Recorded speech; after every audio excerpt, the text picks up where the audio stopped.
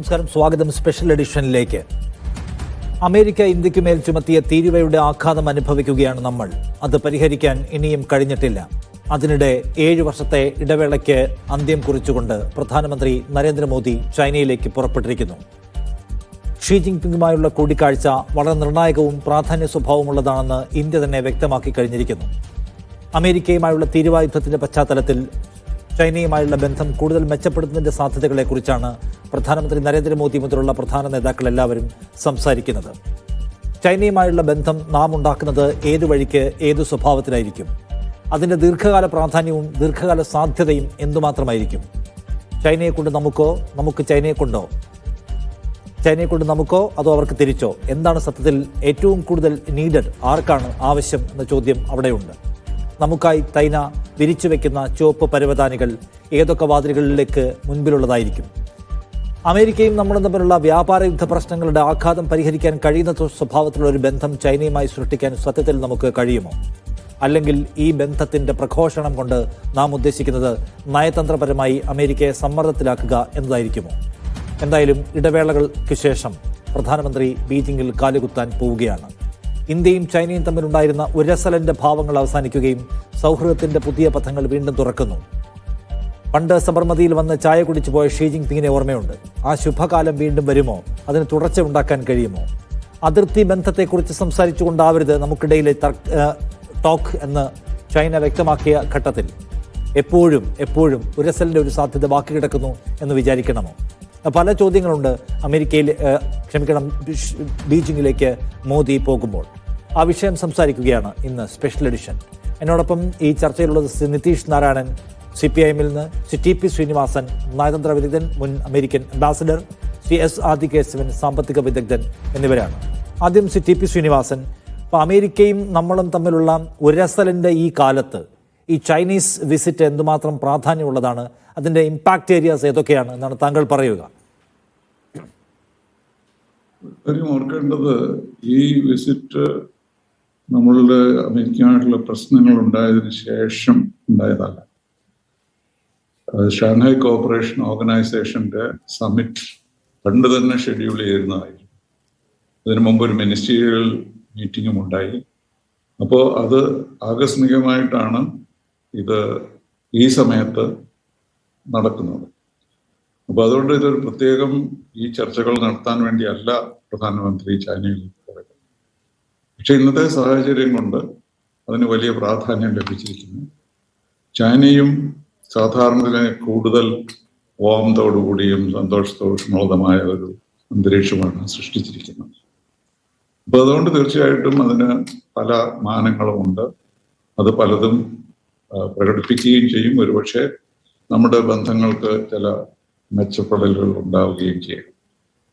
പക്ഷെ എൻ്റെ അഭിപ്രായത്തിൽ ചൈന നമ്മുടെ ഒരു ശത്രുവായി തന്നെയാണ് നിലനിൽക്കുന്നത് ഇതുവരെ. അവരതിൽ നിന്ന് മാറാനുള്ള സാധ്യതയില്ല. ഫോറിൻ മിനിസ്റ്റർ വാങ്ങി ഇന്ത്യയിൽ വന്നിരുന്നു. അതും ഒരു ആകസ്മികമായ സംഭവമായിരുന്നു. അദ്ദേഹം ഇന്ത്യയിൽ വരാനായിട്ട് വന്നതല്ല. അദ്ദേഹം വന്നത് ബോർഡർ ചർച്ചകൾ, അജിത് ദവാലുമായി ബോർഡർ ചർച്ചകൾ നടത്താനാണ്. അത് വർഷങ്ങളായിട്ട് തുടർന്നു പോകുന്നു. അതിലെന്തെങ്കിലും സംഭവിക്കുന്ന ആർക്കും ഒരു പ്രതീക്ഷയുമില്ല. പക്ഷെ അദ്ദേഹം ഈ സമയത്ത് വന്നതുകൊണ്ട് അതും ഒരു രാഷ്ട്രീയ ചർച്ചയ്ക്ക് വേണ്ടിച്ചു. പക്ഷെ അദ്ദേഹം ഇവിടെ നിന്ന് നേരെ പോയത് അഫ്ഗാനിസ്ഥാനിലേക്കാണ്. അവിടെ പാകിസ്ഥാൻ സാന്നിധ്യത്തിൽ ചർച്ചകൾ നടന്നു. പാകിസ്ഥാനിലേക്ക് പോവുകയില്ല എന്നായിരുന്നു ആദ്യത്തെ വാർത്തകൾ. പക്ഷെ അദ്ദേഹം പാകിസ്ഥാനിൽ പോകുക മാത്രമല്ല, ഇത്തവണത്തെ ചർച്ചയിൽ ഇത്തവണത്തെ യാത്രയിൽ അദ്ദേഹത്തിൻ്റെ ഏറ്റവും പ്രധാനപ്പെട്ട മിഷൻ പാകിസ്ഥാനായിരുന്നു എന്ന് പ്രഖ്യാപിക്കുകയും ചെയ്തു. അപ്പോൾ ഇതൊക്കെ കാണുന്നത് നമ്മളൊരു ഡ്രമാറ്റിക് ആയിട്ടുള്ള ഒരു മാറ്റമോ അല്ലെങ്കിൽ നമുക്ക് ചൈനയോ റഷ്യയോ ഉപയോഗിച്ചുകൊണ്ട് ഈ ടാരിഫ് പ്രശ്നം പരിഹരിക്കാൻ പറ്റും എന്ന് എനിക്ക് പ്രതീക്ഷിക്കാം. അത് സംഭവിച്ചാൽ നല്ലത് തന്നെയാണ്. പക്ഷേ അതേസമയം തന്നെ നമുക്ക് ഇന്ത്യ അമേരിക്കൻ ബന്ധങ്ങളെയും നിലനിർത്താൻ, എന്തൊക്കെ സംഭവിച്ചാലും എപ്പോഴെങ്കിലും ഒരു അത്യാവശ്യം വരുമ്പോൾ നമുക്ക് ഡെമോക്രസീസിന്റെ സൈഡിലാണ് നിൽക്കേണ്ടത്, ഓട്ടോക്രസിയുടെ സൈഡിലല്ല. അവിടെയാണ് നമ്മുടെ സ്ഥാനം. അതുകൊണ്ട് എല്ലാ കാര്യങ്ങളും ചർച്ച ചെയ്യാം, പല ഓൾട്ടർനേറ്റീവ്സ് നമുക്ക് എക്സ്പ്ലോർ ചെയ്യാം. അത് എന്തെങ്കിലും ഒരു ഇമ്പാക്റ്റ് പ്രസിഡന്റ് ട്രംപിൽ ഉണ്ടാവുകയാണെങ്കിൽ ചില മാറ്റങ്ങൾ വരാം. ഇതൊക്കെ ആണെങ്കിലും നമുക്ക് ചൈനയോ റഷ്യയോ ഉപയോഗിച്ച് അമേരിക്കയെ കൗണ്ടർ ചെയ്യുകയോ നമ്മുടെ ബന്ധങ്ങളെ അത് ബാധിക്കാൻ അനുവദിക്കുകയോ ചെയ്യാൻ പാടില്ല എന്നാണ് എൻ്റെ. അല്ല, ടി പി ശ്രീനിവാസൻ, ഞാൻ ചോദിക്കുന്നത്, അപ്പോൾ താങ്കൾ കാണുന്നത് ഇത് ഒരു ദീർഘകാല ബന്ധത്തിന് ശിലയിടാൻ പോവുകയല്ല, അല്ലെങ്കിൽ പഴയതെല്ലാം മറന്ന് വീണ്ടും ഒന്നിക്കുക എന്നത് സാധ്യവുമല്ല. മറിച്ച് അമേരിക്കയുടെ മുൻപിലേക്ക് നമ്മൾ ചില ചിത്രങ്ങൾ വെച്ച് കൊടുക്കുന്നു. അമേരിക്ക ആഗ്രഹിക്കുന്നില്ലല്ലോ ഈ റീജിയണിൽ ഇന്ത്യയും ചൈനയും ഒരു സഖ്യശക്തിയായി പങ്കാളികളായി നിൽക്കുന്നത്. അപ്പോൾ ആ സമ്മർദ്ദം അമേരിക്കയിലേക്ക് കൊടുക്കുക എന്ന ഉദ്ദേശം മാത്രമേ ഉണ്ടാവാൻ പാടുള്ളൂ എന്നാണ് താങ്കൾ പറയുന്നത്. അതങ്ങനെ ഓവർസ്റ്റേറ്റ് ചെയ്യാനല്ല ഞാൻ ചെയ്യുന്നത്. പക്ഷേ ഒരു മാറ്റത്തിന്റെ, ഒരു മനസ്സ് മാറ്റത്തിന്റെ ലക്ഷണങ്ങളൊന്നും ചൈനയിൽ ഉണ്ടായിട്ടില്ല. ചൈന പ്രസിഡന്റ് നമ്മുടെ പ്രസിഡന്റിനോട് പറഞ്ഞു, എന്താണ്, elephant and dragon must dance together. ഈ ഫ്രേസ് ഒരു കാലത്തും അമേരിക്കൻ ചൈനീസ് നേതാക്കന്മാർ ഉപയോഗിച്ചിട്ടില്ലാത്തതാണ്. സാധാരണ പത്രങ്ങളിലാണ് ഇത് വരുന്നത്, ഡ്രാഗണും എലിഫന്റും കൊണ്ട് ഡാൻസ് ചെയ്യണം. പക്ഷെ ഇതൊരു ഡ്രമാറ്റിക് ആയിട്ടുള്ള ചേഞ്ച് ആയിരുന്നു. ചൈനീസ് പ്രസിഡന്റ് ഈ ഫ്രേസ് ഉപയോഗിച്ച് അതിലൊക്കെ ധാരാളം ആളുകൾ വായിച്ചു തുടങ്ങിയിട്ടുണ്ട്. അപ്പൊ എന്താണ് ഉദ്ദേശിക്കുന്നത്? പക്ഷെ പ്രധാനമന്ത്രി പറഞ്ഞ ഒരു കാര്യം നമ്മൾ ഓർക്കണം. വാങ്ങിയുടെ സന്ദർശനം കഴിഞ്ഞപ്പോൾ അദ്ദേഹം പറഞ്ഞത്, നമുക്കൊരു വലിയ പ്രശ്നം നമ്മുടെ മുമ്പിൽ, അത് അതിർത്തി പ്രശ്നമാണ്. അതിർത്തിയിലെ സമാധാനം വളരെ ഇമ്പോർട്ടൻ്റ് ആണ് ഇന്ത്യ ചൈന ബന്ധം. അതുകൊണ്ട് ഇക്കാര്യമായിരിക്കും ഞാൻ പ്രസിഡന്റ് ഷിയോട് സംസാരിക്കുക എന്ന് അദ്ദേഹം പറഞ്ഞു. അപ്പോൾ അതിൽ യാതൊരു പ്രോഗ്രസും ഉണ്ടായിട്ടില്ല. അവരുടെ പൊസിഷൻ അത് തന്നെയാണ്. അവിടെ ലഡാക്കിലുണ്ടായ ആക്രമണം കഴിഞ്ഞിട്ട് കുറച്ചൊക്കെ വിഡ്രോവൽ ഉണ്ടെങ്കിലും ഡിസെൻഗേജ്മെന്റ് ഉണ്ടായിട്ടില്ല. ഇപ്പോഴും അവർ ധാരാളം പ്രദേശങ്ങൾ പിടിച്ചു വെച്ചിരിക്കുകയാണ് 2000 സംഭവിച്ച ആക്രമണത്തിൽ. അപ്പോൾ അതുകൊണ്ട് അതാണ് ആദ്യം ചെയ്യാൻ. അതിനുവേണ്ടിയുള്ള ശ്രമം നടന്നുകൊണ്ടിരിക്കുമ്പോഴാണ് ഇതൊക്കെ സംഭവിച്ചത്.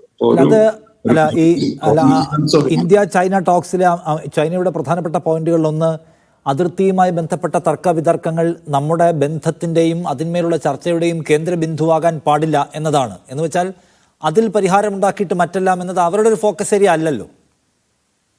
തീർച്ചയായിട്ടും അല്ല. അവർ പറഞ്ഞിരിക്കുന്നത് ഈ നമ്മുടെ ലഡാക്കിലെ പ്രശ്നങ്ങൾക്ക് ശേഷമുള്ള ചർച്ചകളിൽ അവർ വ്യക്തമാക്കിയിരിക്കുന്നത് അതാണ്. കാരണം ഇതില് ലൈൻ ഓഫ് ആക്ച്വൽ കൺട്രോൾ അങ്ങനെ തന്നെ നിലനിർത്തണമെന്നും അത് ഒരു തരത്തിലും ഡിമാർക്കേറ്റ് ചെയ്യാനുള്ള സാധ്യതയില്ല എന്നുള്ളത് അവർ വളരെ വളരെ വ്യക്തമായി പറഞ്ഞിട്ടുണ്ട്. അവരുടെ ക്ലെയിം ലൈൻ ഇവിടെ അരുണാചൽ പ്രദേശ് മുഴുവൻ അവരുടേതാണ്. അതുപോലെ ഇന്ത്യൻ പ്രധാനമന്ത്രി അരുണാചൽ പ്രദേശിൽ പോയാൽ അവർ പ്രൊട്ടസ്റ്റ് ചെയ്യുന്നു എന്നുള്ളത്, പേപ്പർ വിസ കൊടുക്കുന്നത്, അരുണാചൽ പ്രദേശിലെ ജനങ്ങൾക്ക് ചൈനയിൽ വിസ ഇല്ലാതെ പോകാമെന്ന് പറയുന്നത്, ഇതൊക്കെ വളരെ പ്രകോപനപരമല്ലേ. അപ്പോൾ അത് സാധിക്കാതെ നമുക്ക് ഈ ഒരു സന്ദർഭം കാരണം ഈ പ്രശ്നങ്ങൾ പരിഹരിക്കാമെന്ന് വിചാരിക്കാൻ സാധ്യമല്ല. പോരെങ്കിൽ ജയശങ്കറിനോട് അവർ പറഞ്ഞത്, മോസ്കോയിൽ മീറ്റ് ചെയ്തപ്പോൾ പറഞ്ഞത്, ഇനി നമ്മൾ ഇതുവരെ ഉണ്ടായിട്ടുള്ള എഗ്രിമെന്റിലൊന്നും യാതൊരു ഒരു കാര്യവുമില്ല എന്ന് പറഞ്ഞാൽ, പൻഷീൽ മുതൽ രാജീവ് ഗാന്ധിയുടെ എഗ്രിമെന്റ്, നരസിംഹറാവുവിന്റെ എഗ്രിമെന്റ് 93 ഇതൊക്കെയാണ് നമ്മുടെ basis of an improvement in our relationship. അവർ പറയാണ് ഇതൊന്നുമില്ല. അപ്പോ ജയശങ്കറിന്റെ റിയാക്ഷൻ എന്തായിരുന്നു? അപ്പോൾ there is no basis for us to even talk. If all those agreements from Panchsheel to Narasimha Rao's agreement in 1993 are not there, what is there for us to talk? What is the basis? അങ്ങനെയാണ് ആ സംഭാഷണം അവസാനിച്ചത്. അപ്പോൾ ഇതൊന്നും നമുക്ക് മറക്കാൻ പറ്റില്ല. ചൈനയുടെ ഉദ്ദേശം ഏഷ്യയെയും ലോകത്തെയും ഡോമിനേറ്റ് ചെയ്യുക എന്നുള്ളതാണ്. അതിൽ അവർ നമ്മളെ തോൽപ്പിച്ചിട്ടിരിക്കുകയാണെന്ന് അവർ വിശ്വസിക്കുന്നു. അപ്പോൾ അത് മെയിൻറ്റെയിൻ ചെയ്യുക എന്നുള്ളതാണ് അവരുടെ ഉദ്ദേശം. അതുകൊണ്ട് ഇതെല്ലാം ചർച്ച ചെയ്യുന്നതൊക്കെ വളരെ നല്ലതാണെങ്കിലും ഒരു റിയലിസ്റ്റിക് അപ്രോച്ച് ഇതിനോട് നമുക്ക് ഉണ്ടാകട്ടെ. ഓക്കെ, ഒരു കാര്യം കൂടി ഞാൻ ചോദിക്കട്ടെ ടി പി ശ്രീനിവാസൻ. താങ്കൾ നേരത്തെ പറഞ്ഞതുപോലെ ഇന്ത്യയെ സംബന്ധിച്ച് ജനാധിപത്യ രാജ്യങ്ങളുമായി മികച്ച ബന്ധമുണ്ടാക്കുന്നതാവും ഉചിതം. അത് നയതന്ത്ര തലത്തിൽ അങ്ങനെ. വ്യാപാര തലത്തിൽ നോക്കിയാലും അമേരിക്കയുമായി മെച്ചപ്പെട്ട ബന്ധം മെയിൻറ്റെയിൻ ചെയ്യാൻ കഴിയുന്നെങ്കിൽ അതാണ് നമ്മളെ സംബന്ധിച്ച് എല്ലാ അർത്ഥത്തിലും നല്ലത്. അതിൻ്റെ സാധ്യതകൾ എന്തുമാത്രം സങ്കീർണമായിരിക്കുന്നു ഇപ്പോൾ അത് റീഇൻസ്റ്റേറ്റ് ചെയ്യുക എന്നുള്ള സംഗതി എന്നാണ് താങ്കൾ കാണുന്നത്? അത് ഒരു ട്രംപിൻ്റെ, ഇപ്പോൾ അവിടുത്തെ അപ്പലേറ്റ് കോടതി പോലും ട്രംപിനോട് നിങ്ങൾ ഈ ഏർപ്പെടുത്തിയിരിക്കുന്ന നികുതിയുടെയൊക്കെ സാധുത എന്താണെന്ന് ഇന്നിപ്പോൾ ചോദിക്കുന്നുണ്ട്.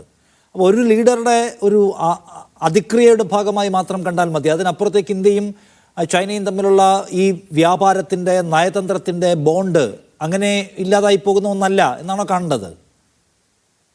അതെ, എനിക്കിതിനെപ്പറ്റി ഒരു ശുഭാപ്തി വിശ്വാസമാണുള്ളത്. ട്രംപ് നല്ല കാര്യങ്ങൾ ചിലപ്പോൾ അബദ്ധം കൊണ്ട് പറഞ്ഞു വരും.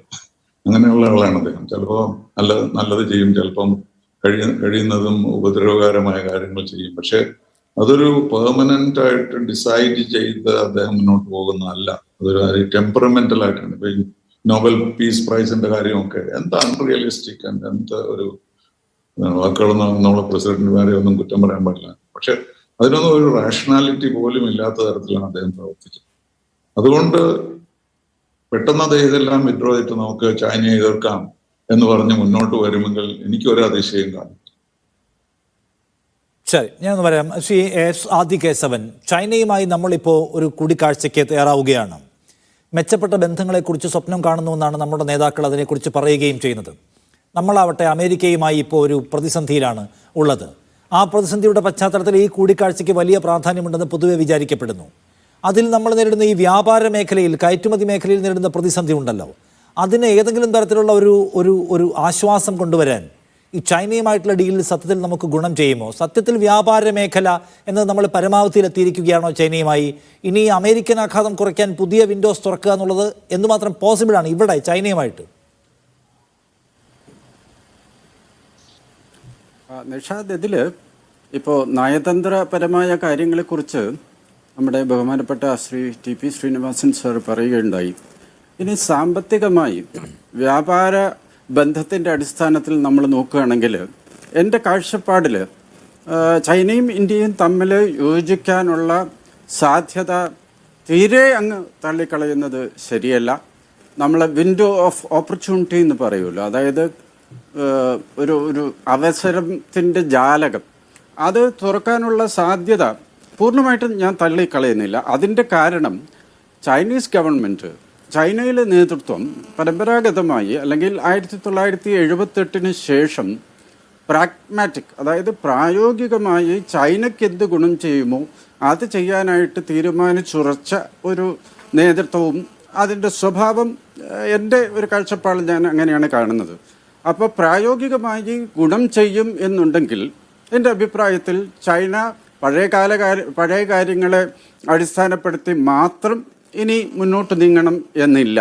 പക്ഷെ അതേസമയം ഇപ്പോൾ പറയപ്പെട്ട എല്ലാ വിഘ്നങ്ങളും അല്ലെങ്കിൽ എല്ലാ പ്രോബ്ലംസും ഉണ്ട്. കൂടാതെ ഈ വ്യാപാരത്തിൻ്റെ കണക്കിലും നമുക്ക് നേരിടേണ്ടി വരുന്ന ചില പ്രശ്നങ്ങൾ, അതായത് ചൈനയും ഇന്ത്യയും തമ്മിൽ കൈകോർക്കാൻ വേണ്ടിയിട്ടുള്ള ശ്രമം നടത്തുമ്പോൾ നമ്മളെല്ലാവരും ആലോചിക്കേണ്ടത്, ഇന്ത്യയും അമേരിക്കയും തമ്മിലുള്ള വ്യാപാര ബന്ധത്തിൻ്റെ അടിസ്ഥാനത്തിൽ ഇന്ത്യക്ക് ഒരു ബാലൻസ് ഓഫ് ട്രേഡ് മിച്ചം നമുക്ക് ഫേവറബിൾ ആയിട്ടുണ്ടെങ്കിൽ, അതായത് ഏകദേശം വ്യാപാര കമ്മി അമേരിക്കയ്ക്കെതിരായിട്ടൊരു 45-50 ബില്യൺ ഡോളറോളം ആണെങ്കിൽ, ചൈനയും നമ്മളും തമ്മിലുള്ള വ്യാപാരത്തിൻ്റെ തോത് നോക്കിക്കഴിഞ്ഞാൽ ഏകദേശം $100 ബില്യൺ അവർക്ക് മെച്ചമാണ്. അതായത് balance of trade is in advantage of China. And അതിൽ നമുക്ക് നിഷാദ്, ഇത് കേൾക്കുന്ന സാധാരണക്കാർക്ക് എല്ലാവർക്കും അറിയാം. നമ്മുടെ ഇപ്പോൾ മൊബൈൽ ഫോണിൻ്റെ കാര്യം എടുത്തു നോക്കൂ. ഷയോമി, OnePlus, വിവോ, ഈ ബ്രാൻഡ് എല്ലാം, അതായത് നമ്മുടെ സാധാരണ ആൾക്കാർ യൂസ് ചെയ്യുന്ന മൊബൈൽ ഫോൺ ബ്രാൻഡെല്ലാം ചൈനയിൽ നിന്നാണ്. അപ്പോൾ അവിടെ നമുക്കൊരു മേൽക്കോയ്മയില്ല. രണ്ടാമത്തത്, ഇപ്പോൾ സ്റ്റീലും സിമെൻറ്റും, സ്റ്റീലിൻ്റെ കാര്യം എടുത്താൽ ചൈനയുടെ മൊത്തം സ്റ്റീൽ മേക്കിംഗ് കപ്പാസിറ്റി എന്ന് പറയുന്നത്, മൊത്തം കപ്പാസിറ്റി 1000 മില്യൺ ടണ്ണാണെങ്കിൽ, 1000 ദശലക്ഷം ടണ്ണാണെങ്കിൽ ഇന്ത്യയുടെ കപ്പാസിറ്റി 150-160 ദശലക്ഷം ടൺ മാത്രമേ ഉള്ളൂ. ഇത് സ്റ്റീലിൻ്റെ കാര്യം. സിമെൻറ്റിൻ്റെ കാര്യത്തിലും 1650 മില്യൺ ടൺ ചൈന സിമെൻറ്റ് ഉൽപ്പാദിപ്പിക്കാനുള്ള കപ്പാസിറ്റി ചൈനയ്ക്കുണ്ട്. നമ്മുടെ കപ്പാസിറ്റി 650 മില്യൺ ടൺ മാത്രം. ഇത് സ്റ്റീലിൽ ലോകത്തിലെ ഏറ്റവും മുൻപന്തിയിൽ നിൽക്കുന്നത് ചൈന, രണ്ടാമത്തത് ഇന്ത്യ. പക്ഷെ അന്തരം വളരെ വലുതാണ്. അപ്പോൾ ഇനിയിപ്പം കൺസ്ട്രക്ഷൻ എക്യുപ്മെൻറ്റ്, നമ്മളെല്ലാം ഇപ്പോൾ നാഷണൽ ഹൈവേ 66 കൺസ്ട്രക്ഷൻ നടന്നു പോവുകയാണല്ലോ. കൺസ്ട്രക്ഷൻ എക്യുപ്മെൻറ്റ് നിഷാദ് നോക്കൂ, സാധാരണക്കാർക്ക് എഗെയിൻ അറിയാം. ഇപ്പം ജെ സി ബി എന്നുള്ളത് ശരിക്കും ഒരു ബ്രാൻഡാണെങ്കിലും അതൊരു പർട്ടിക്കുലർ ടൈപ്പ് സിറോക്സ് ഫോട്ടോകോപ്പിക്ക് എങ്ങനെയാണോ സിറോക്സ് എന്ന ആൾക്കാർ യൂസ് ചെയ്യുന്നത്, അതേപോലെ ഈ എക്സ്കവേറ്ററിനെല്ലാം കൂടി JCB എന്ന് ആൾക്കാർ പറയാൻ തുടങ്ങി. കാറ്റർപില്ലർ ഇത് ബ്രിട്ടീഷും അമേരിക്കനുമാണ്. പക്ഷേ അതിനോടൊപ്പം തന്നെ ചൈനീസ് എക്യുപ്മെൻറ്റ് നമ്മുടെ ഈ റോഡ് വഴിവക്കത്തെല്ലാം കാണാം. സാനി എന്നൊരു ചൈനീസ് ബ്രാൻഡുണ്ട്, SANY, XCMG. ഈ എക്യുപ്മെൻ്റ് എല്ലാം നമുക്കിവിടെ കാണാൻ പറ്റും. മൂന്നാമത്തെ കാര്യം കൂടി ഞാൻ പറയാം. ഇതൊന്നുമല്ല, ഞാനിപ്പോൾ താമസിക്കുന്നത് തിരുവനന്തപുരത്താണ്. എൻ്റെ അതായത് ഞാൻ ജനിച്ചു വളർന്നത് ഇതിൻ്റെ പ്രാന്തപ്രദേശത്തുള്ള കരമന. അവിടുത്തെ ചെറിയ പെട്ടിക്കടയിൽ ചെറിയ ടോയ്സ് ഉണ്ടല്ലോ, പ്ലാസ്റ്റിക് കുട്ടികൾ ഒരു 50 രൂപയ്ക്ക് 100 രൂപയ്ക്ക് മേടിക്കുന്നത്. ഇത് നോക്കിക്കഴിഞ്ഞാൽ ഇത് മെയ്ഡ് ഇൻ ചൈനയാണ്. ചൈന എവിടെ കിടക്കുന്നു? കരമന തളിയൽ റോഡിലെ ഒരു പെട്ടിക്കട എവിടെ കിടക്കുന്നു? അവിടെ നിന്ന് ഒരു സപ്ലൈ ചെയിൻ വഴി ഈ ഏറ്റവും വില കുറഞ്ഞ സാധനങ്ങൾ വരെ എത്തിക്കാനുള്ള മാനുഫാക്ചറിങ് കപ്പാസിറ്റി. അതേസമയം നമ്മുടെ മാനുഫാക്ചറിങ് കപ്പാസിറ്റി അത്രത്തോളം വികസിച്ചിട്ടില്ല. ആൻഡ് ലോക വ്യാപാര ബന്ധങ്ങൾ ശക്തി എത്രയുണ്ട്, നമുക്ക് എത്ര മാനുഫാക്ചറിങ്ങിലോ സർവീസസിലോ എത്ര ശക്തി ഉണ്ട് എന്നുള്ളതിനെ ആശ്രയിച്ചിരിക്കുന്നു. അപ്പം നമ്മൾ കുറെ കൂടി ആഭ്യന്തര മാനുഫാക്ചറിങ് കപ്പാസിറ്റിയിൽ മേന്മയും എക്സലൻസ് അല്ലെങ്കിൽ ക്വാളിറ്റി വളരെയധികം ഇംപ്രൂവ് ചെയ്യേണ്ടിയിരിക്കുന്നു.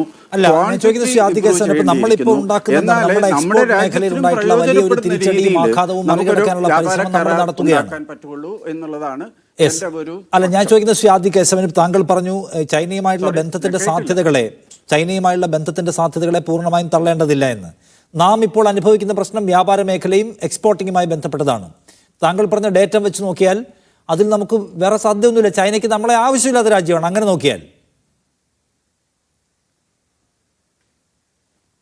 അതെ നിഷാദ്, ഞാൻ ആവശ്യമില്ല എന്ന് പറയുന്നില്ല. കാരണം ഈ അന്താരാഷ്ട്ര ട്രേഡ് വ്യാപാര ബന്ധം, അതുകൊണ്ടാണ് നമ്മൾ സാധാരണ പറയുന്നതും അത് വാസ്തവമാണ്. ഈ വ്യാപാരം എന്ന് പറയുന്നത് ലാഭനഷ്ട ഒരു കച്ചവടം അല്ല. അതായത് വിൻ ലൂസ് എന്നുള്ള സ്ട്രക്ചറല്ല. ട്രേഡിൻ്റെ സ്വഭാവം, വ്യാപാരത്തിൻ്റെ സ്വഭാവം അത് എത്ര തോത്, അതായത് ഈ ബാലൻസ് ഓഫ് ട്രേഡ് അവർക്ക് മെച്ചമായിട്ട് നിൽക്കുമ്പോൾ പോലും ഈ അന്താരാഷ്ട്ര തലത്തിലെ വ്യാപാരം വിൻ വിൻ. എനിക്ക് ആവശ്യമുള്ള സംഗതി നിഷാദിൻ്റെ കയ്യിലുണ്ടെങ്കിൽ ഞാനത് മേടിക്കുന്നു. നിഷാദിൻ്റെ പക്കലില്ലാത്ത കാര്യം ഞാൻ മാനുഫാക്ചർ ചെയ്യുകയാണെങ്കിൽ അത് മേടിക്കുന്നു. രണ്ടുപേർക്കും അതായത് സംഭാഷണത്തിൽ കൂടി വിൻ വിൻ ആണ് ഈ അന്താരാഷ്ട്ര വ്യാപാരത്തിൻ്റെ അടിസ്ഥാന തത്വം എന്നുള്ളത് കൊണ്ട് ആണ് ഞാൻ വിചാരിക്കുന്നത്. ഇപ്പം സാധാരണ വേറൊരു പ്രധാനപ്പെട്ട കാര്യം, അന്താരാഷ്ട്ര റിലേഷൻസിൽ പെർമനന്റ് ഫ്രണ്ട്സോ പെർമനന്റ് എനിമീസോ ഇല്ല എന്നുള്ളത് നമുക്ക് എല്ലാവർക്കും അറിയാമല്ലോ. അതായത് സ്ഥിരമായ ശത്രുക്കളോ സ്ഥിരമായ മിത്രങ്ങളോ ആർക്കുമില്ല. എല്ലാവർക്കും ഉള്ളത് സ്ഥിരമായ താല്പര്യങ്ങൾ മാത്രം. നമ്മുടെ രാജ്യത്ത് നിന്ന് അങ്ങനെ ചിന്തിക്കുന്ന, പ്രായോഗികമായി ചിന്തിക്കുന്ന ഒരു നേതൃത്വം നമ്മുടെ രാജ്യത്തുണ്ട്. ചൈന ഡോമിനന്റ് ചിന്താഗതി ഗവൺമെന്റ് ആയിരിക്കും. അതുകൊണ്ടാണ് ഞാൻ ഈ സാധ്യത കാണുന്നത്. അതായത് സ്ഥിരമായ ശത്രുക്കളും മിത്രങ്ങളും ഇല്ല, അത് തന്നെയുള്ള സ്ഥിരമായ താല്പര്യങ്ങളാണ്. ചൈനയ്ക്ക് വളരെ അഡമന്റായ താല്പര്യങ്ങളുണ്ട് അതിർത്തിയുടെ കാര്യത്തിൽ, വ്യാപാരത്തിന്റെ താല്പര്യത്തിൽ, ഗ്ലോബൽ സൗത്തിലെ ലീഡർഷിപ്പിന്റെ കാര്യത്തിൽ, എല്ലാത്തിലും സ്ഥിരമായ താല്പര്യമുണ്ട്. അതിൽ ഇന്ത്യയെ ചേർത്ത് പോവുക എന്നൊരു താല്പര്യത്തിലല്ല അവർ പോകുന്നത്. അത് നമ്മൾ പലപ്പോഴായി കണ്ടിട്ടുണ്ടല്ലോ. അതുകൊണ്ട് ചൈനയുമായി ഒരു ദീർഘകാല സ്വഭാവമുള്ള ദൃഢബന്ധമുണ്ടാക്കാം, അതിൽ അവർ നമ്മളെയും ചേർത്ത് പോകും എന്ന് നാം ആലോചിക്കുന്നതിലൊരു പ്രശ്നമുണ്ടോ? ചൈനയ്ക്ക് റഷ്യയുമായിട്ട് അടുത്ത ബന്ധമുണ്ട്. ഇന്ത്യയെ മറികടന്നുകൊണ്ട് വലിയ രാജ്യമാവുക, പവറാവുക എന്ന സ്വപ്നത്തിലാണ് അത് മുന്നോട്ട് പോയിക്കൊണ്ടിരിക്കുന്നത്. സോ അത് ഒരു വൈൽഡായ പരിധി കവിഞ്ഞ ഒരു ആലോചനയാണോ? ചൈനയുമായി ഒരു ബന്ധമുണ്ടാക്കി നമുക്ക് ഏഷ്യയിൽ ഒരു മെച്ചപ്പെട്ട സഖ്യമായി നിലകൊള്ളാം, പങ്കാളികളായി നിലകൊള്ളാം എന്നുള്ള എന്തുമാത്രം ഒരു യാഥാർത്ഥ്യബോധമുള്ള ആലോചനയാണ് ചോദിക്കുക. നിഷാദ് എന്നോടാണോ? യെസ്.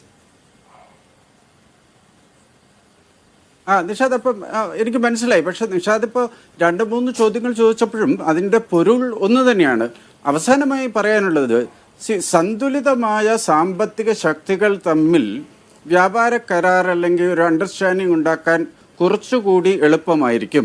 പറഞ്ഞു വരുന്നത്, ഞാനും നിങ്ങളും സന്തുലിതമായ സാമ്പത്തിക ശക്തികളാണെങ്കിൽ കുറച്ചുകൂടി എളുപ്പം നമ്മൾ തമ്മിലുള്ള ഒരു വ്യാപാര കരാർ അല്ലെങ്കിൽ മറ്റുള്ള പല മേഖലകളിലും തുല്യശക്തികൾ തമ്മിൽ പെട്ടെന്ന് ഒരു അണ്ടർസ്റ്റാൻഡിങ് എത്താൻ പറ്റും. അതുകൊണ്ട് നമ്മൾ മനസ്സിലാക്കേണ്ടത് ഈ പെർ ക്യാപിറ്റ ഇൻകം, അതായത് എത്രത്തോളം ആളോഹരി വരുമാനം ഉണ്ട് US, ചൈന, ഇന്ത്യ, ഇതാണല്ലോ 3 പ്രധാനപ്പെട്ട രാഷ്ട്രങ്ങൾ. ഇനിയിപ്പോൾ 2-3 വർഷം കഴിയുമ്പോഴത്തേക്കും 3rd ലാർജസ്റ്റ് ഇക്കോണമി ആവുന്നുള്ളതിൽ ആർക്കും സംശയമില്ല. പക്ഷെ അവിടെയും നമ്മൾ നേരിടേണ്ടുന്ന പ്രശ്നം, നമ്മുടെ അതായത് പെർ ക്യാപിറ്റ ഇൻകം പോലും $2,800 ആളോഹരി വരുമാനമുള്ള ഇന്ത്യ, $13,000 ആളോഹരി വരുമാനമുള്ള ചൈന, $80,000 ആളോഹരി വരുമാനമുള്ള അമേരിക്ക. അപ്പോൾ ഇത് തമ്മിൽ നമ്മൾ ചൈനയുമായിട്ട് മാത്രമല്ല അമേരിക്കയുമായിട്ട് എന്തുകൊണ്ട് നമുക്ക് ചിന്തിച്ചുകൂടാ? പക്ഷെ അവിടെ ഞാൻ കാഴ്ചപ്പാടിൽ കാണുന്നത് നമ്മുടെ മാനുഫാക്ചറിങ് എക്സലൻസ്, മാനുഫാക്ചറിങ് സെക്ടറിൻ്റെ കോൺട്രിബ്യൂഷൻ ഒക്കെ വളരെയധികം നമ്മൾ മുമ്പോട്ട് പോകേണ്ടതുണ്ട്. ഈ അന്തരം ഒരുവിധം സന്തുലിതമാക്കാതെ നമുക്ക് കൂടുതൽ പ്രതീക്ഷ, ഏത് വ്യാപാര ബന്ധമാണെങ്കിലും പ്രതീക്ഷിക്കാനുള്ള സാധ്യത അല്ലെങ്കിൽ പ്രതീക്ഷിക്കുന്നത് കുറച്ചധികം പ്രശ്നങ്ങളാവും. അതുകൊണ്ട് സാമ്പത്തിക വളർച്ചയോടൊപ്പം ഈ വ്യാപാര ചർച്ചകൾ തുടരുക. പെട്ടെന്നൊരു ബ്രേക്ക് ത്രൂ വരണമെന്നില്ല, പക്ഷേ എന്താണ് സാധ്യതയെ ഞാൻ തള്ളിക്കളയുന്നില്ല. അരവിന്ദ് അഡീഗ വൈറ്റ് ടൈഗർ എന്നൊരു പുസ്തകമുണ്ട്, അതിൽ പറഞ്ഞ ഒരു കാര്യം മാത്രം പറഞ്ഞുകൊണ്ട് അവസാനിപ്പിക്കാം.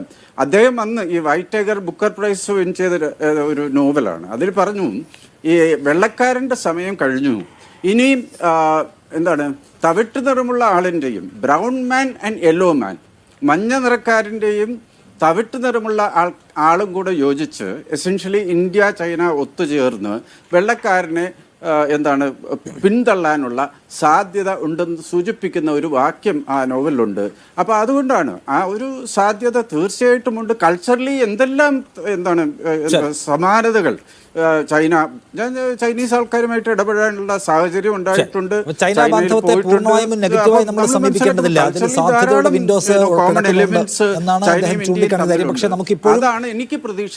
നമുക്ക് പക്ഷേ അച്ചീവ് ചെയ്യാനുള്ള ഒരുപാട് നമുക്ക് അച്ചീവ് ചെയ്യാൻ ഒരുപാട് ഗ്യാപ്പ് കിടക്കുന്ന ഒരു പ്രശ്നം കൂടി അദ്ദേഹം ചൂണ്ടിക്കാണിയത്. നിതീഷ് നാരായണൻ, നിതീഷ്, ഞാൻ ചോദിക്കുന്നത് ഈ അന്താരാഷ്ട്ര ബാന്ധവത്തെക്കുറിച്ചല്ല, മറിച്ച് അമേരിക്കയുമായി ഇപ്പോൾ ഉണ്ടായിരിക്കുന്ന പ്രശ്നങ്ങൾ നമ്മുടെ ആഭ്യന്തര വിപണിയിൽ വലിയ ആഘാതമുണ്ടാക്കിയിരിക്കുന്നു. കയറ്റുമതി മേഖലയിൽ വലിയ തോൽവി ഉണ്ടാക്കിയിരിക്കുന്നു. നമ്മുടെ കേരളത്തിൽ പോലും ആയിരക്കണക്കിന് കോടികളുടെ നഷ്ടമുണ്ടാക്കാൻ കഴിയുന്ന തരത്തിൽ ചെമ്മീനും കശുവണ്ടിയും കയറും എല്ലാം അതിൻ്റെ പ്രയാസം അനുഭവിക്കാൻ പോവുകയാണ്. അതിന് പരിഹാരമുണ്ടാക്കേണ്ട ബാധ്യത, അതിനെ സഹായിക്കേണ്ട ബാധ്യത ഭരണകൂടത്തിൻ്റെതായിരിക്കെ, ഭരണകൂടം ലോകത്തെല്ലായിടത്തും ഉള്ള രാജ്യങ്ങളുടെ മേൽ നിയന്ത്രണമുള്ള ഒരു വേൾഡ് ലീഡറായി നമ്മൾ മാറിക്കൊണ്ടിരിക്കുന്നു എന്ന് അവകാശപ്പെടുമ്പോഴാണ് നമ്മുടെ കയറ്റുമതി മേഖലയും തൊഴിലാളികൾ നേരിട്ട് പണിയെടുക്കുന്ന ഇൻഡസ്ട്രീസ് എല്ലാം ഈ പ്രശ്നം അനുഭവിക്കുന്നത്. അതിനൊരു പരിഹാരത്തെക്കുറിച്ച് സംസാരിക്കുന്നുണ്ടോ? ആ ഇഷ്യൂ ഇന്ത്യയിൽ സീരിയസ് ആയി റൈസ് ചെയ്യപ്പെടുന്നുണ്ടോ?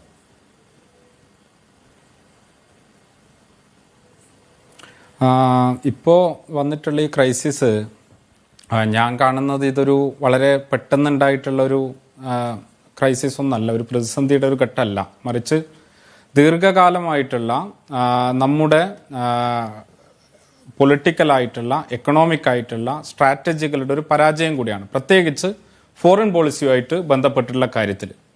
നോക്കൂ, കാരണം എന്താണ് ഇന്ത്യയുടെ നിലപാട് എന്നുള്ളത് നമുക്കൊരു വ്യക്തതയും പലപ്പോഴും കിട്ടുന്നില്ല എന്നുള്ളതാണ് ഇന്ത്യൻ ഭരണകൂടത്തിൻ്റെ. ചിലപ്പോൾ പറയും ട്രംപാണ് അടുത്ത സുഹൃത്ത് എന്നുള്ളത്. അതേ ട്രംപ് തന്നെ ഏറ്റവും എന്താ പറയുക അതിഭീകരമായി ലക്ഷക്കണക്കിന് മനുഷ്യരുടെ ജീവിതത്തെ, ഇന്ത്യൻ ജനങ്ങളുടെ ജീവിതത്തെ ബാധിക്കുന്ന തരത്തിലേക്കുള്ള നയങ്ങളുമായിട്ട് മുന്നോട്ട് പോകും.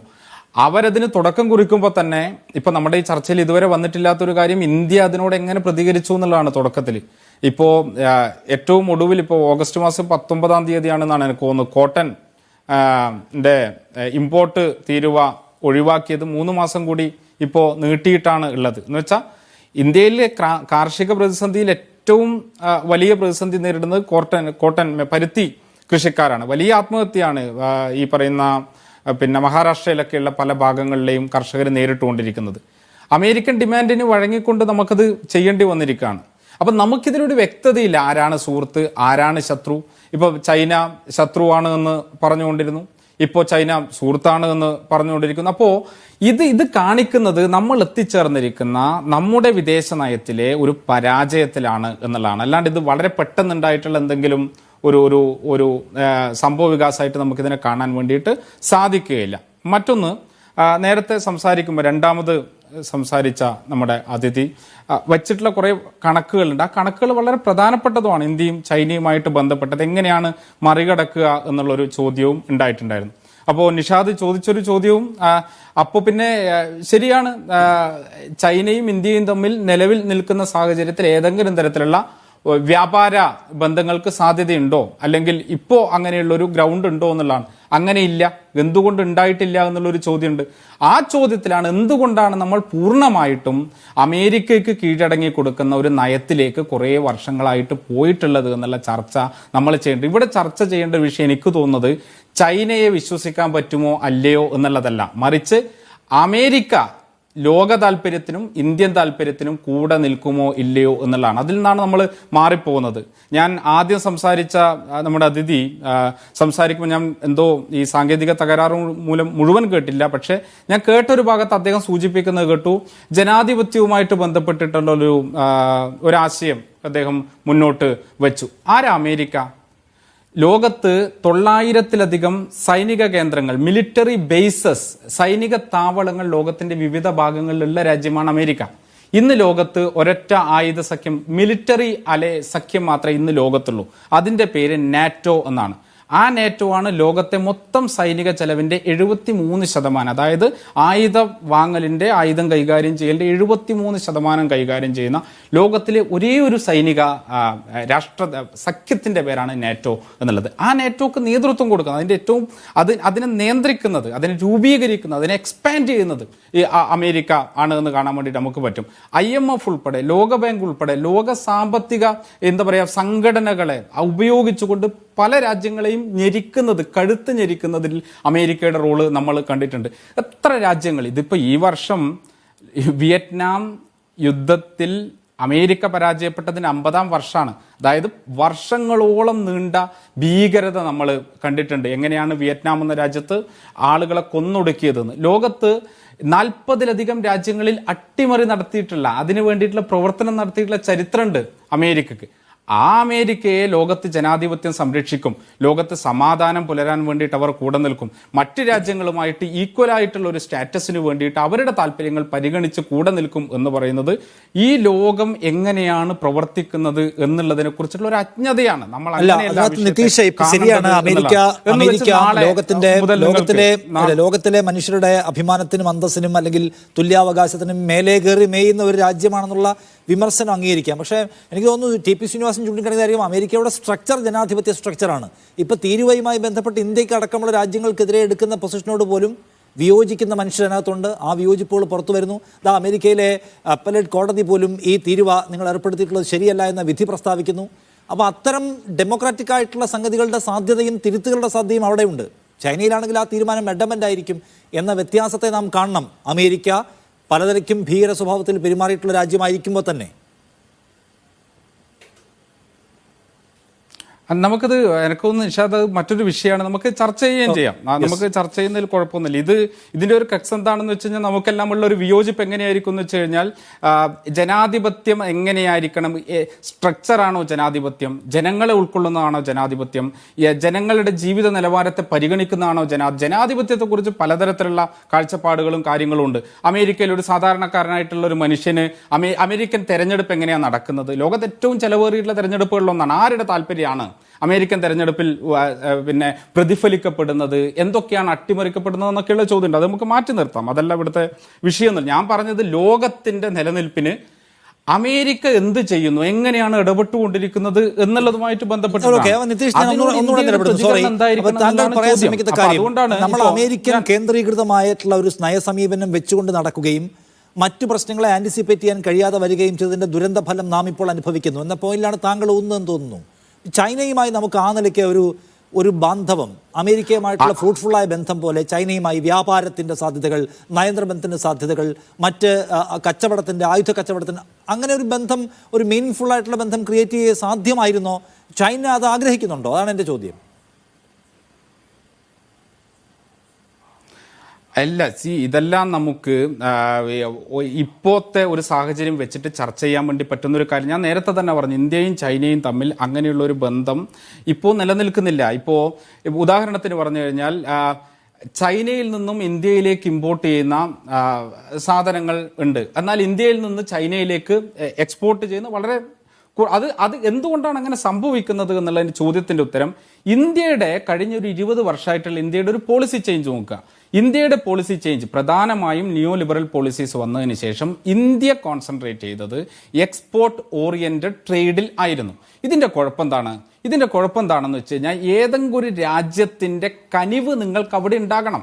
അതുകൊണ്ടാണ് അമേരിക്ക ഈ താരിഫ് ഏർപ്പെടുത്തുമ്പോൾ ഇന്ത്യക്ക് കീഴടങ്ങി കൊടുക്കേണ്ടി വരുന്നത്. അതുകൊണ്ട് എന്താ സംഭവിച്ചത്? ഞാൻ സൂചിപ്പിച്ച ഏറ്റവും ഒടുവിൽ കോട്ടന്റെ 11% ഇമ്പോർട്ട് ഡ്യൂട്ടി കോട്ടൻ്റെത് കുറച്ചു. ആര് സ്വാഗതം ചെയ്തു? ഇന്ത്യയിലെ ടെക്സ്റ്റൈൽ ഇൻഡസ്ട്രിയലിസ്റ്റുകൾ അതിനെ സ്വാഗതം ചെയ്തു. ആരെ ബാധിക്കും? ഇന്ത്യയിലെ പരുത്തി കർഷകരെ അത് ബാധിക്കും. അപ്പോൾ ഇങ്ങനെ ഇത് മാത്രമൊന്നല്ല, ഇപ്പോൾ ഈ പറയുന്ന കംപ്ലീറ്റ് ബിൽഡ് യൂണിറ്റ് ഉണ്ട് ഇതിൻ്റെ മോട്ടോർ സൈക്കിളിൻ്റെ, അതിൻ്റെ 50% നിന്ന് 1600 cc മുകളിലുള്ളതിന് 50% നിന്ന് 30% ഇമ്പോർട്ട് ഡ്യൂട്ടി കുറച്ചിരിക്കുകയാണ് US നിന്നുള്ള ഇന്ത്യയിലേക്ക് ഇറക്കുമതി ചെയ്യുന്നതിന് കഴിഞ്ഞ ഒരു 6 മാസത്തിനിടയിൽ. എന്തിനു വേണ്ടിയിട്ട്? ഈ ട്രംപിനെ ഒന്ന് തണുപ്പിക്കാൻ വേണ്ടിയിട്ട്. എന്നിട്ടും തണുക്കില്ല എന്ന് കാണുന്നിടത്താണ് ഇപ്പോൾ മുന്നോട്ട് പോയിക്കൊണ്ടിരിക്കുന്നത്. എന്തുകൊണ്ടാണ് മുന്നോട്ട് പോകുന്നത്? ഇന്ത്യക്ക് ഒരിക്കലും കോംപ്രമൈസ് ചെയ്യാൻ വേണ്ടി പറ്റാത്തൊരു കാര്യം അഗ്രികൾച്ചറൽ മേഖലയാണ്. അതാണല്ലോ ഇപ്പോൾ ആവശ്യപ്പെട്ടുകൊണ്ടിരിക്കുന്ന ഒരു കാര്യം. ഇപ്പം ക്ഷീരമേഖല ഉൾപ്പെടെയുള്ളതിന് അമേരിക്കയ്ക്ക് ഈ പറയുന്ന പോലെ ഈ താരിഫ് പൂർണ്ണമായിട്ടും ഒഴിവാക്കി കൊടുക്കണം. അങ്ങനെ ഒഴിവാക്കി കഴിഞ്ഞാൽ ഇന്ത്യ വലിയ ദുരന്തത്തിലേക്കാണ് ഇന്ത്യ മൂക്കുകുത്തി വീഴാൻ വേണ്ടിയിട്ട് പോകുന്നത്. അതറിയുന്നതുകൊണ്ടാണ് അത് പിന്നെ ചെയ്യാത്തത്. കാരണം അത് ഇന്ത്യക്ക് 45% ഇന്ത്യയുടെ കാർഷിക മേഖലയുമായിട്ട് ഡിപ്പെൻഡ് ചെയ്തിട്ട് ജീവിക്കുന്ന ആളുകൾ ഉള്ള നാടാണ് ഇന്ത്യ. അപ്പോൾ ഈ കാർഷിക മേഖലയിലെ താരിഫുകൾ മുഴുവൻ എടുത്തു കളഞ്ഞു കഴിഞ്ഞാൽ സ്വാഭാവികമായിട്ടും ഇന്ത്യയിലെ ജനങ്ങളെ അത് ഭീകരമായിട്ട് ബാധിക്കും. ബാധിച്ചത് നമ്മൾ കണ്ടിട്ടുണ്ട്. ഉദാഹരണത്തിന് ആസിയാൻ എടുക്കുക. എന്താണ് ഈ സ്വതന്ത്ര വ്യാപാര കരാറുകളെല്ലാം ഇന്ത്യയെ ദോഷമായിട്ടാണ് ബാധിച്ചിട്ടുള്ളത്. ആസിയാൻ ഒരൊറ്റ ഉദാഹരണം പറയാം. ആസിയാൻ 2010-11 ആസിയാൻ രാജ്യങ്ങളും ഇന്ത്യയും തമ്മിലുള്ള ബന്ധം, ഇന്ത്യയിൽ നിന്ന് ആസിയാൻ രാജ്യങ്ങളിലേക്കുള്ള എക്സ്പോർട്ട് 26,000 കോടിയായിരുന്നു. അവിടുന്ന് ഇങ്ങോട്ടുള്ള import 30,000 million $US തുല്യമായിരുന്നു. അങ്ങോട്ടുള്ളത് 26,000 million $US ആയിരുന്നു. 2022-23 ആസിയാൻ കരാർ ഒപ്പിട്ട് കഴിഞ്ഞതിന് ശേഷം എന്തായി കഴിഞ്ഞു എന്നറിയോ? ഇന്ത്യയുടെ എക്സ്പോർട്ട് 44,000 മില്യൺ $, ഇന്ത്യയിലേക്കുള്ള ഇമ്പോർട്ട് 88,000 മില്യൺ $ആയിട്ട് മാറി. ആർക്കാ നഷ്ടപ്പെട്ടത്? ഇന്ത്യയിലെ ജനങ്ങൾക്കാ നഷ്ടപ്പെട്ടത്. ഇന്ത്യയിലെ കർഷകർ, സാധാരണ ജനങ്ങൾ ഇതിന്റെ വലിയ എന്തുകൊണ്ടാണ് ഇത് സംഭവിക്കുന്നത്? ഒരു പോയിന്റും കൂടി പറഞ്ഞാൽ അവസാനിപ്പിക്കാം. അപ്പൊ ഇതിന്റെ ക്രൈസിസിന്റെ മൂലകാരണം എന്താണെന്ന് വെച്ച് കഴിഞ്ഞാൽ ഇന്ത്യയിലെ ആഭ്യന്തര പ്രൊഡക്ഷൻ, ഇന്ത്യയിലെ ഡൊമസ്റ്റിക് പ്രൊഡക്ഷൻ നമുക്ക് എക്സ്പാൻഡ് ചെയ്യാൻ വേണ്ടി പറ്റിയിട്ടില്ല, ഡെവലപ്പ് ചെയ്യാൻ വേണ്ടി പറ്റിയിട്ടില്ല. ഇന്ത്യയുടെ ഉൽപാദന മേഖലയെ അത്തരത്തിൽ നമുക്ക് വികസിപ്പിക്കാൻ വേണ്ടിയിട്ട് പറ്റിയിട്ടില്ല. അങ്ങനെ ഇന്ത്യൻ മാർക്കറ്റിനെ ഇന്ത്യയിലെ പ്രൊഡക്റ്റുകൾക്ക് വേണ്ടിയിട്ട് ഉപയോഗിച്ച് ഇന്ത്യയിലെ ആളുകളുടെ പർച്ചേസിംഗ് പവർ കൂട്ടുവാൻ വേണ്ടിയിട്ട്, ജനങ്ങളുടെ സാമ്പത്തിക ശേഷി വർദ്ധിപ്പിക്കാൻ വേണ്ടിയിട്ട് അങ്ങനെ ഇന്ത്യയെ ഉപയോഗിക്കാൻ നമുക്ക് പറ്റിയിട്ടില്ല എന്ന പരാജയത്തിന്റെ ഒരു ദുരന്ത ഫലമാണ് ഇപ്പോൾ നമ്മൾ അനുഭവിച്ചുകൊണ്ടിരിക്കുന്നത്. ശരി, ടി പി ശ്രീനിവാസൻ, ഇവിടെ ഇതിനകത്ത് ചൂണ്ടിക്കാണിക്കപ്പെട്ട ഒരു വിമർശനം, അമേരിക്കയിൽ നിന്ന് ഇങ്ങനെ ഒരു ആഘാതം കിട്ടുമെന്ന് ആന്റിസിപ്പേറ്റ് ചെയ്യുന്നതിൽ നമ്മുടെ ഭരണകൂടത്തിന് പരാജയം സംഭവിച്ചു എന്നാണ്. നമ്മളൊരു സാധാരണ രാജ്യമല്ലോ, നമ്മൾ വലിയ പോപ്പുലേഷനാണ്, വലിയ വിപണിയാണ്, നമ്മൾ അവരുടെ ആയുധ കച്ചവടത്തിൻ്റെ കാര്യം നോക്കിയാൽ വലിയ ബയറാണ് എന്ന് കാണാം. ചൈനയുമായിട്ടുള്ള അമേരിക്കയുടെ നയതന്ത്ര യുദ്ധത്തിലെ ഒരു പ്രധാനപ്പെട്ട ഫാക്ടറായി പ്രവർത്തിക്കാൻ ശേഷിയുള്ള രാജ്യമാണ് നമ്മൾ. ഇങ്ങനെയെല്ലാമുള്ള സവിശേഷതകൾ നമുക്കുണ്ടായിട്ടും നമ്മുടെ ശേഷിയാണല്ലോ അത്. അമേരിക്ക നമ്മളെ ഈ നിലയ്ക്ക് ചെയ്യുന്നു എന്ന് പറഞ്ഞാൽ അത് നമ്മുടെ ഒരു വിദേശകാര്യ പ്രവർത്തനത്തിൻ്റെ പരാജയമാണോ? ഒപ്പം തന്നെ ഇത് ആൻറ്റിസിപ്പേറ്റ് ചെയ്യുന്നതിൽ നമുക്ക് വീഴ്ച പറ്റിയെന്നുള്ള, അതിന് കൗണ്ടർ മെക്കാനിസം എടുക്കുന്നതിൽ നമുക്ക് പാളിപ്പോയി എന്നുള്ള വിമർശനം സാധുവാണോ? തീർച്ചയായിട്ടും അല്ല. ഇതൊരു വ്യക്തിപരമായ പ്രശ്നമാണ്. ഡൊണാൾഡ് ട്രംപ് എന്ന് പറയുന്ന വ്യക്തിയുടെ പ്രത്യേകത അത് അദ്ദേഹം പലതരത്തിൽ ഉപയോഗിക്കുന്നു. അത് അമേരിക്കക്കാർ തന്നെ കാത്തിരിക്കുകയാണ് അടുത്ത ഇലക്ഷൻ ചെയ്യണമെന്നുള്ളത്. ഇപ്പോഴേ അവർ തീരുമാനിച്ചു കഴിഞ്ഞു അടുത്ത ബൈ ഇലക്ഷനിൽ അദ്ദേഹത്തിന് കോൺഗ്രസ് സെനറ്റ് നഷ്ടപ്പെടും എന്ന് ജനങ്ങൾ പ്രതീക്ഷിക്കുകയാണ്. അതാണ് നമ്മുടെ ശ്രീ നാരായണൻ പറഞ്ഞതുമായിട്ടുള്ള വ്യത്യാസം. ഡെമോക്രസിയിൽ ലീഡർഷിപ്പ് ചേഞ്ച് ചെയ്യും, പക്ഷെ ഒരുപക്ഷെ ചില കാരണങ്ങൾ കൊണ്ട് ഒരു തെറ്റായ ഒരു വ്യക്തിയെ തിരഞ്ഞെടുത്തു എന്ന് വരാം. പക്ഷെ അവിടെ ഒരു ആഗ്രഹമുണ്ടല്ലോ, നമുക്ക് അടുത്ത് മാറ്റാമെന്നൊരു ആഗ്രഹമെങ്കിലും ഉണ്ട്. ഇത് ചൈനയിൽ എത്രയോ മില്യൺ ആളുകളെയാണ് ഡിപ്രസ് ചെയ്ത് ജീവിക്കുന്ന ഒരു രാജ്യം. മറ്റു രാജ്യങ്ങളോടെല്ലാം എതിർ പ്രവർത്തിക്കുന്ന ഒരു രാജ്യങ്ങളെ മുഴുവൻ എക്സ്പ്ലോയിറ്റ് ചെയ്യുന്ന ആ രാജ്യത്തെയാണ് നമ്മൾ ആദരിക്കേണ്ടത് അല്ലെങ്കിൽ വിശ്വസിക്കേണ്ടത്. ഡെമോക്രസിയുടെ അഡ്വാൻറ്റേജ് എന്താണെന്ന് പറഞ്ഞാൽ അത് ജനങ്ങളുടെ അഭിപ്രായം അനുസരിച്ച് ഉണ്ടാകുന്ന കാര്യമാണ്. ഷീ ജിൻപിങ്ങിനെ എത്ര നാൾ കാണുമെന്നാണ് നമ്മൾ വിചാരിച്ചിരിക്കുന്നത്. അദ്ദേഹം പെർമനന്റ് പ്രസിഡന്റായി ഡിക്ലെയർ ചെയ്തിരിക്കുകയാണ്. അങ്ങനെയുള്ള ഒരു മനുഷ്യനെ കൊണ്ട് നമ്മൾ ഡീൽ ചെയ്യുമ്പോൾ അദ്ദേഹം ഇതുവരെ ചെയ്തതെല്ലാം നടന്നിട്ട് നമുക്ക് അദ്ദേഹത്തിനോട് ഡാൻസ് ചെയ്യാൻ പറ്റും. ഇന്ത്യ തീർച്ചയായിട്ടും ഒരു ശത്രുവായിട്ട് തന്നെയാണ് ചൈന. നമ്മളത് ശ്രദ്ധിക്കണം, അതനുസരിച്ച് വേണ്ട കാര്യങ്ങളെല്ലാം ചെയ്യണം എന്നുള്ളതാണ്.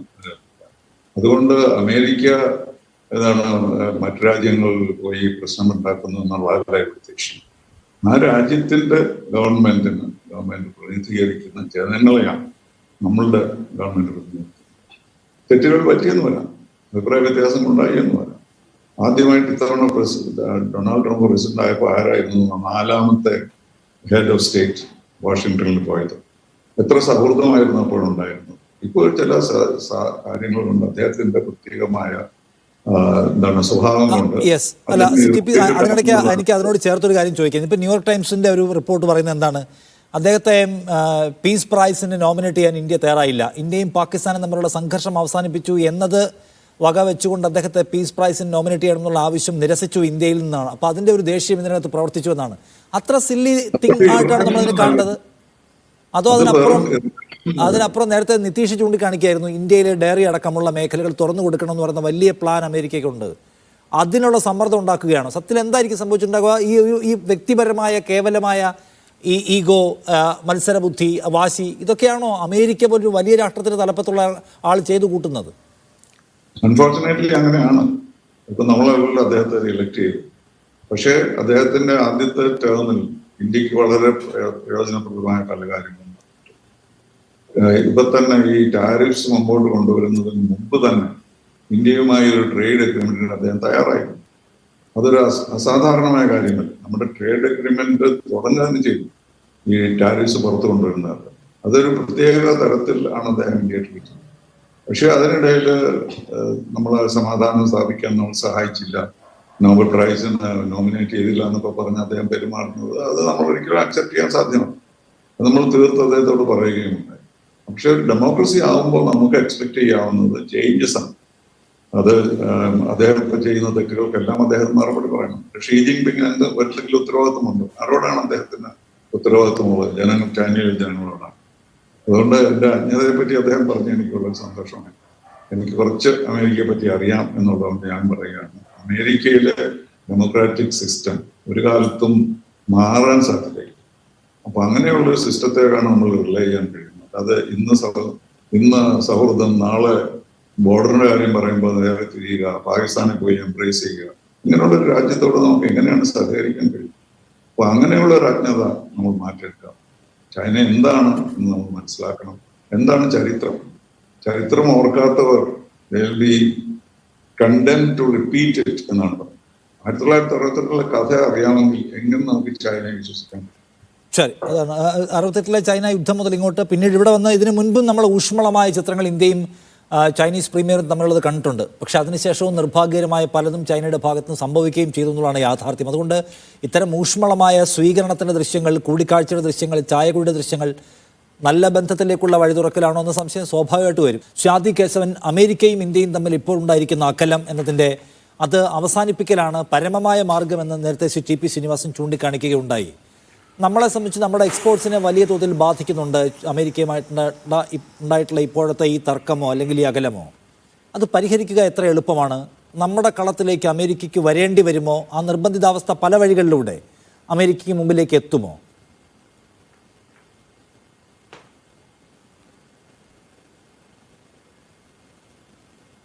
എന്നോടാണോ? യെസ്.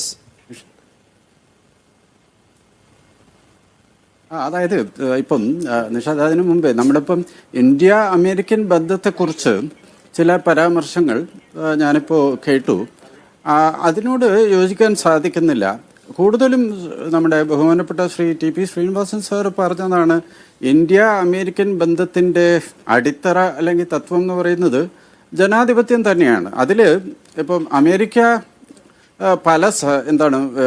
പല കാര്യങ്ങളിലും ഇന്ത്യക്ക് എഗൻസ്റ്റ് ആയിട്ടുള്ള സ്റ്റാൻഡ്സ് എടുത്തിട്ടുണ്ടായിരുന്നു എന്നുള്ളത് മറക്കാതെ തന്നെ. ഇപ്പോൾ ഉദാഹരണത്തിന് 1971 ഇന്ത്യ പാകിസ്ഥാൻ യുദ്ധസമയത്ത് അമേരിക്ക നിക്സൺ കിസിഞ്ചർ ആ സമയത്ത് എടുത്തിരുന്ന നിലപാട്, അതിനുശേഷവും പലതും ചൂണ്ടിക്കാണിക്കാം. പക്ഷേ അവിടെയും നമ്മൾ ഓർക്കേണ്ടത് അമേരിക്കയിൽ ഇന്ന് 2 രാജ്യങ്ങളിലെ ആൾക്കാരാണ് ഏറ്റവും കൂടുതൽ പ്രോമിനൻ്റ് ആയിട്ട് അവിടെ ജോലി ചെയ്ത് അവിടെ പല മേഖലകളിലും വരുമാനം നേടി പല കമ്പനികളിലും ലീഡർഷിപ്പ് പൊസിഷൻസിലുള്ളത്. ഒരുപക്ഷെ ചൈനീസ് ആൾക്കാരെക്കാൾ ഏറെ നമ്മുടെ രാജ്യത്ത് നിന്ന് പോയിട്ടുള്ള ആൾക്കാർ നമുക്ക് എല്ലാവർക്കും അറിയാം. ഇന്ദിര നൂയി തുടങ്ങി സുന്ദർ പിച്ചായി, അങ്ങനെ പല പല ആൾക്കാരും.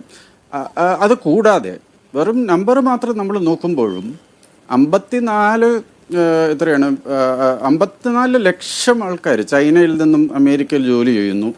51 ലക്ഷം ആൾക്കാർ ഇന്ത്യയിൽ നിന്നും അമേരിക്കയിൽ പോയി ജോലി ചെയ്യുന്നു.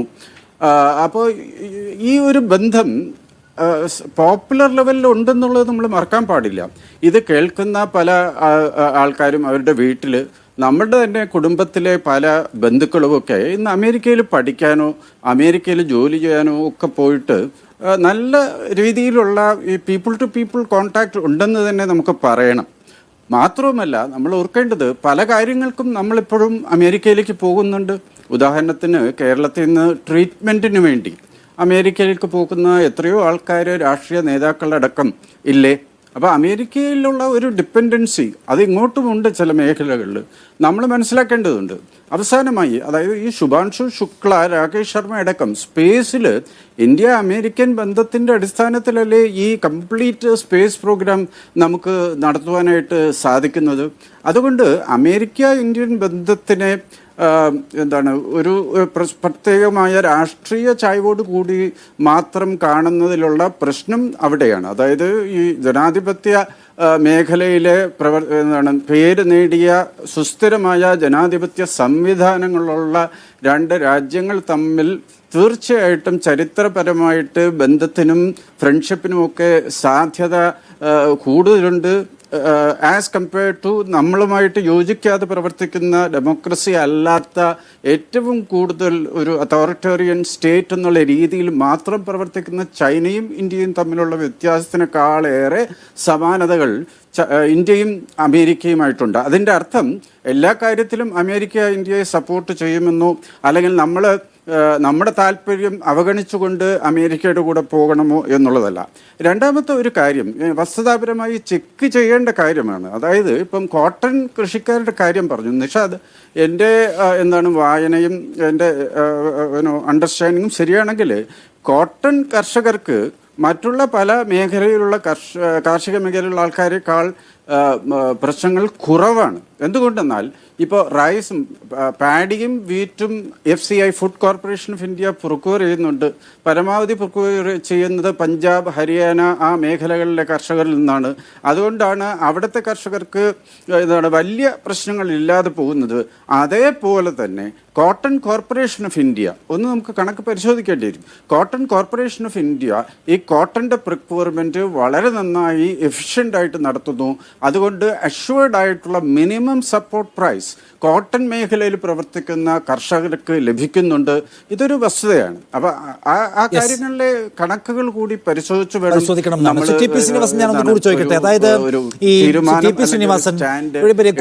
കഴിഞ്ഞ ദിവസം പറയുന്നത് കണ്ടു, അമേരിക്കയുമായിട്ടുള്ള ബന്ധം നമ്മളിങ്ങനെ അകറ്റി നീട്ടിക്കൊണ്ടു പോകുന്നത് നമുക്ക് ഗുണം ചെയ്യില്ല. പൊതുവെയുള്ള വിലയിരുത്തൽ അതുതന്നെയാണല്ലോ. കാരണം അവരുമായിട്ടുള്ള നമ്മുടെ ബന്ധത്തിന് ദീർഘകാല സ്വഭാവം ഉണ്ടായിരുന്നതാണ്. അത് വലിയ പരിക്കുണ്ടാക്കിയിട്ടുമുണ്ട്. അപ്പോൾ അത് റഷ്യൻ എണ്ണയുടെ പേര് പറഞ്ഞാണ് ഈ തർക്കമെങ്കിൽ റഷ്യൻ എണ്ണ കൊണ്ട് നമുക്ക് എന്ത് ബെനിഫിറ്റ് ഉണ്ടാകുമെന്ന് ആലോചിക്കണമെന്ന് അദ്ദേഹം പറയുന്നു. അല്ലെങ്കിൽ റഷ്യൻ എണ്ണ എക്സ്പോർട്ട് ചെയ്യുമ്പോൾ കമ്പനികൾക്ക് കിട്ടുന്ന വലിയ ലാഭത്തിൻ്റെ പങ്ക് നിങ്ങൾ എക്സ്പോർട്ടേഴ്സിന് കൊടുക്കുമോ എന്നൊക്കെ അദ്ദേഹത്തിൻ്റെ ചോദ്യം.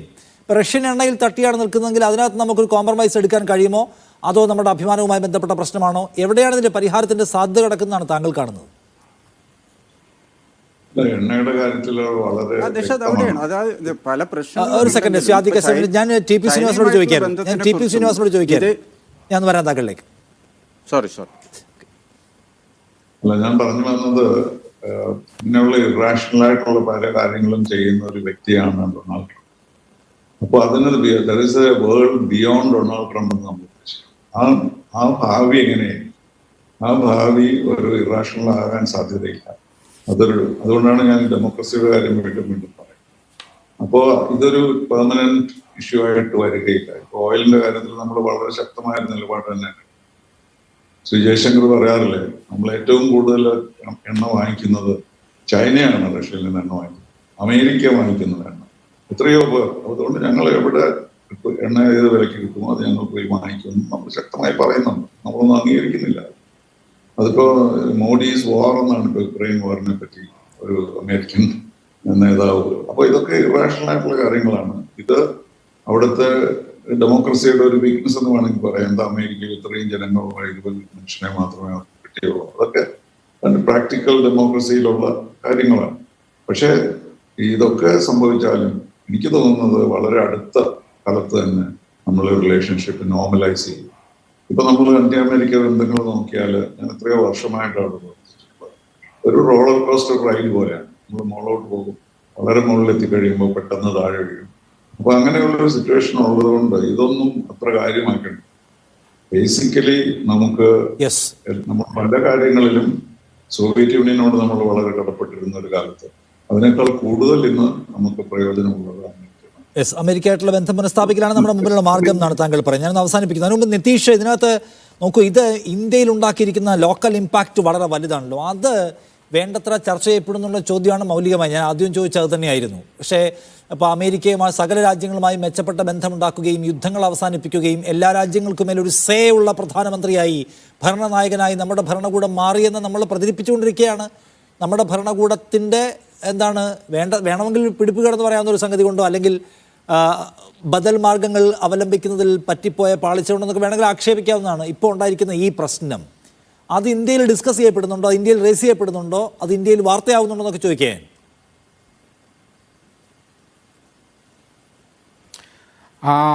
അത് വാർത്തയാകുന്നില്ല എന്നുള്ളതാണ് നമ്മൾ കാണുന്നൊരു കാര്യം.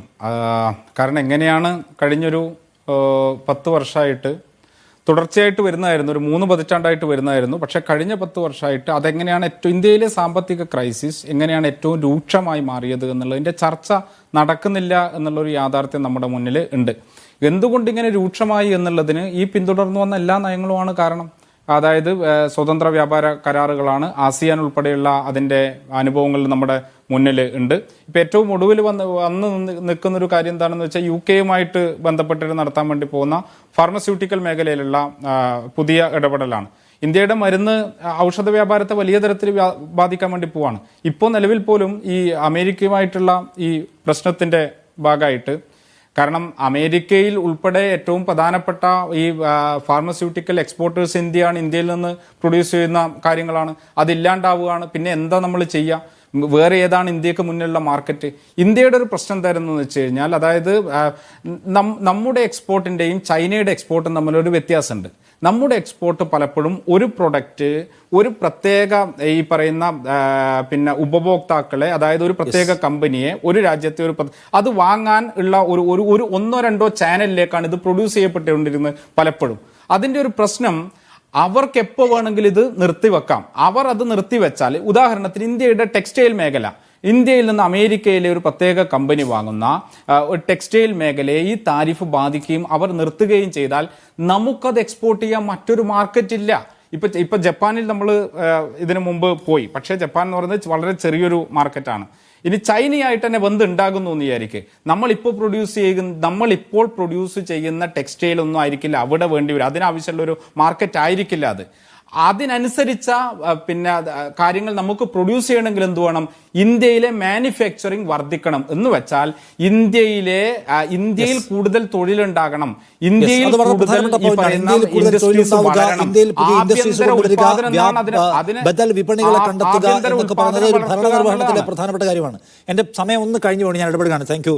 ഒരിക്കൽ കൂടി ഞാൻ ദീർഘിപ്പിക്കാൻ കഴിയാത്ത നിതീഷ്, താങ്ക് യു. ഒപ്പം TP ശ്രീനിവാസൻ, ആദിക 7 ഈ ചർച്ചയിൽ നിങ്ങളുടെ അഭിപ്രായങ്ങൾ, നിലപാടുകൾ പങ്കുവച്ചതിന്